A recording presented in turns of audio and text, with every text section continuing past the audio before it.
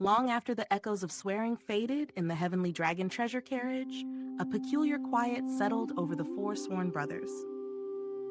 Tales of Hurting Gods, Chapter 1053-1054, opens on this fragile piece, where Qin Mu's tiny earth count labors under impossible heights, swallowing the incense that carries their oaths, a token of trust, and yet a warning. Shadows of the Celestial River. Navy and Southern Sect army curl through Youdu like serpents, unseen yet relentless, while the Ghost River coils around Earth Count's colossal body, ready to strike. In the midst of camaraderie and cunning, old secrets stir. The masters of creation, the ancestral court, and the veiled motives of Gu Xiao, Da Hong, and Luo Xiao linger like a storm yet to break. As the carriage hurtles back toward the Primordial Realm, a question pierces the uneasy air. Who will survive the unraveling of loyalty, deception, and destiny? Gu Xiao and Da Hong allowed themselves a moment of ease. Celestial Venerable Mu's ways are unpredictable, Gu Xiao murmured. Once a tempest of fury at the Jade Pool, now a creature of whim and peculiarity. Qin Mu's eyes gleamed, his right hand pressed over his left in a gesture of solemn resolve. His voice rolled like distant thunder. Today, as Mu Qing. Luo Xiao's countenance was grave as he intoned, Today as Luo Xiao. Gu Xiao followed swiftly, Today as Gu Xiao. Da Hong forced the words out, Today as Da Hong. Together they roared, their voices intertwining with the very essence of their beings. We swear to become sworn brothers, bound by loyalty and courage. We swear to share hardships, to die together, never to be parted. Birth dates matter not, but let our deaths be as one on the same day, month, and year. The words, steeped in the fervor of their vital essences, transmuted into 4 incenses, burning and exhaling a fragrant aura that suffused the carriage. Though no oath was sworn to the Earth Count or Heaven Duke, their essences alone gave substance to the words. Qin Mu's thoughts danced. Mu Qing, my borrowed name, yet this oath binds me without restraint. Gu Xiao's eyes glinted. A mere formality. Gu Xiao is not my true name, it matters little. Da Hong's cheeks flushed. Unbound by knowledge of my lineage, this oath is but water to drink. Only Luo Xiao's heart embraced the ritual with true joy. Qin Mu's voice pierced the air outside the carriage. P, summon your little companion from your ear to witness this. The dragon Qilin, though reluctant, obeyed and withdrew a tiny earth count from his ear. A miniature life formed from Qin Mu's vision and the creation divine stone obtained in the blood rust zone. Once visualized, Qin Mu ignored him, yet the dragon Qilin nurtured him, shared spirit pills, and Yaner occasionally fed him. The diminutive earth count now rolled with indulgence, devoid of the imposing aura of its original form. You must tread carefully, the dragon Qilin whispered, setting him down. Those within harbor ruthlessness. Mu, the tiny earth count responded solemnly. Speak not within their presence, lest you fall into their snares, the dragon Qilin instructed. The little creature blinked nervously. Qin Mu's urging compelled release, and the tiny earth count, tail swinging to balance his stubby limbs, climbed the steps and leapt into the carriage. Every eye within watched, astonished at the rotund little being resembling Youdu's earth count, now rendered cute in diminutive scale. Earth count, even in shrunken form, is both terrifying and adorable, Da Hong chuckled.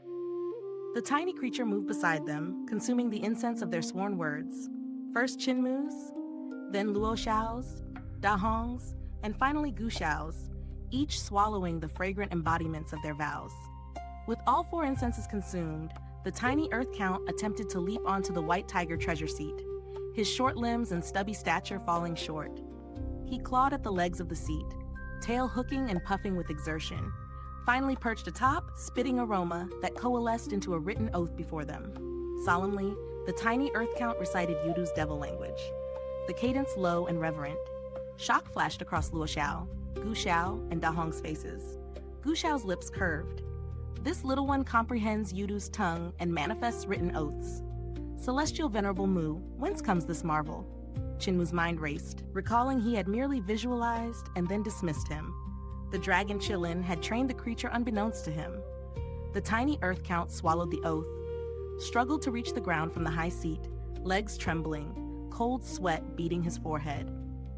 Qin Mu extended a hand, catching him gently. Only after confirming the solidity of the earth beneath his feet did the tiny creature release his grip and scuttle forward, through curtains, and down the steps, disappearing from sight. Outside, the dragon Qilin's whispered inquiry met a simple Xia, confirming safety.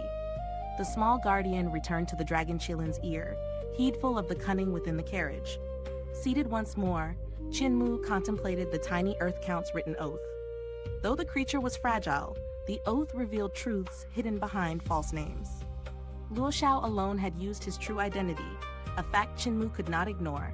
Gu Xiao and Da Hong's appearances were intricately timed, with motives entwined with the mysteries of the 5 elements, ancient gods, and masters of creation.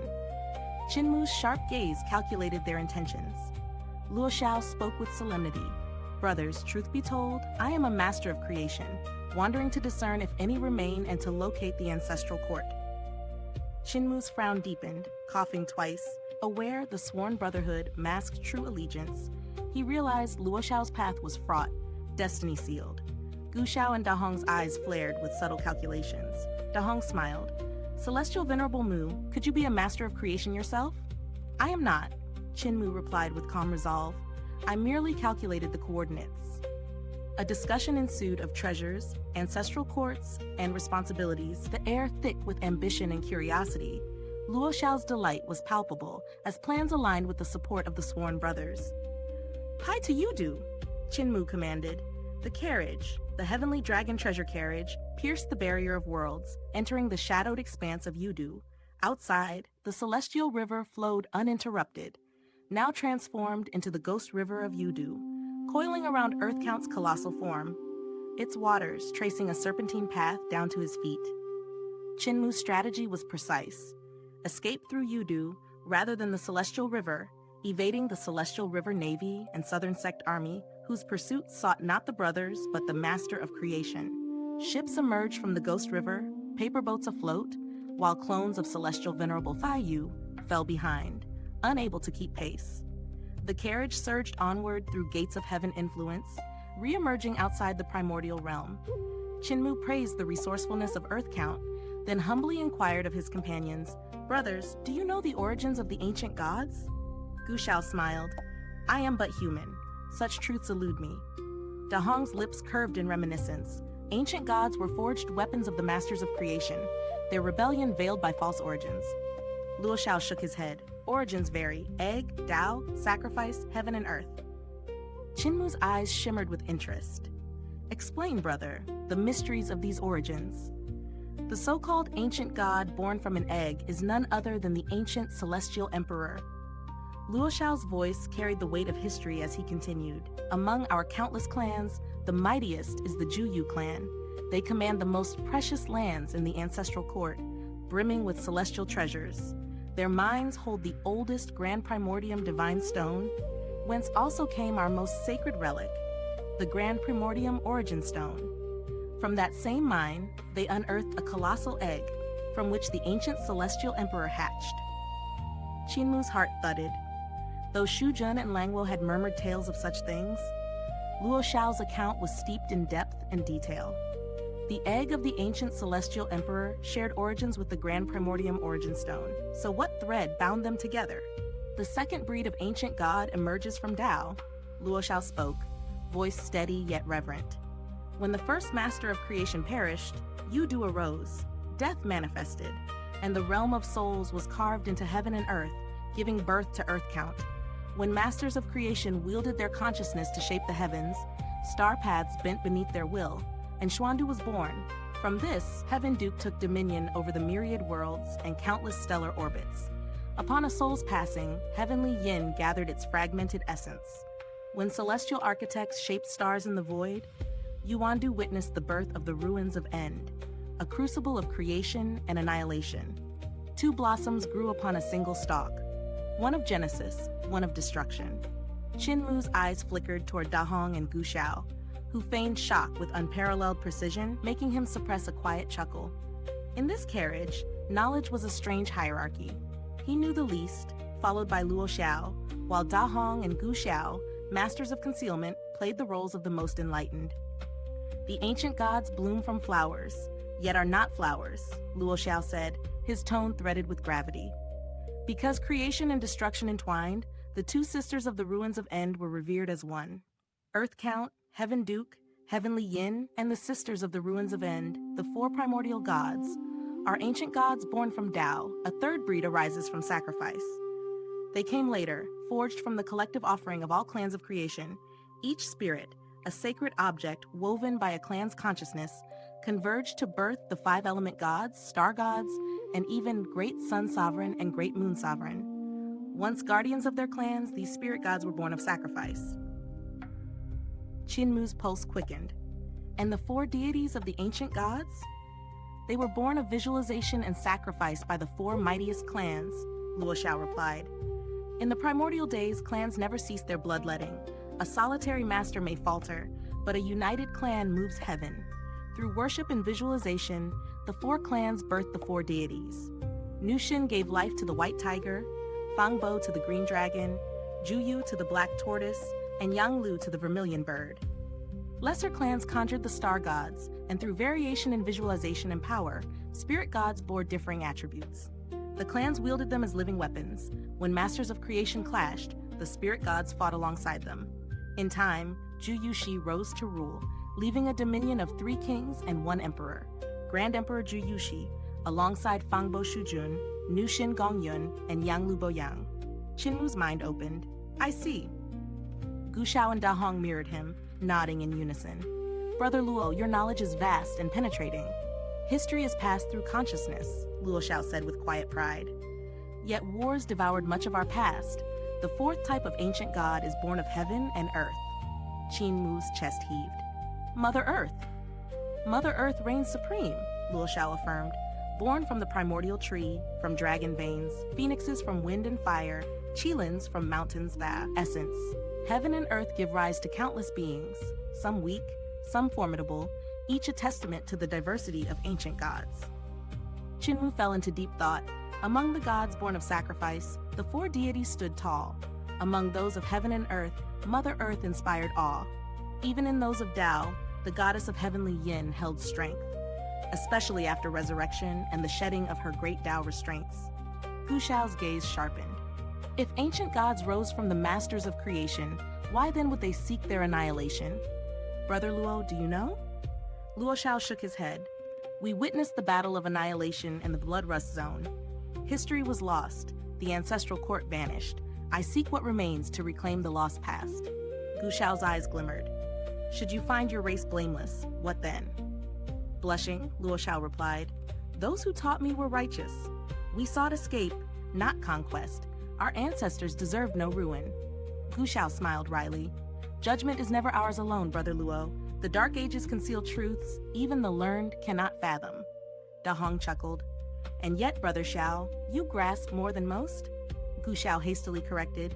I merely posit a possibility. Do not frighten me, Brother Hong. Laughter rang, spilling from the carriage, even Qin Mu joining the mirth, though his eyes wandered skyward, contemplating the lost epochs of the masters of creation, and the inexorable erasure wrought by the Grand Emperor in time. The carriage raced beneath a colossal red sun, past ancient continents adrift with tattered cities. Yaner, riding the dragon Qilin, drew closer to the ruins, a city of the masters of creation, its walls impossibly smooth and luminous, untouched by contemporary forging techniques. Luo Xiao's gaze remained distant, unreadable. Heavenly dragons revealed their true grandeur, racing the starry expanse, the carriage swelling to palace proportions, its opulence eclipsing even the celestial emperor's own conveyance. Stars formed a canopy above, the heavenly Tao of Xuandu rid in the void, a spectacle of divine elegance.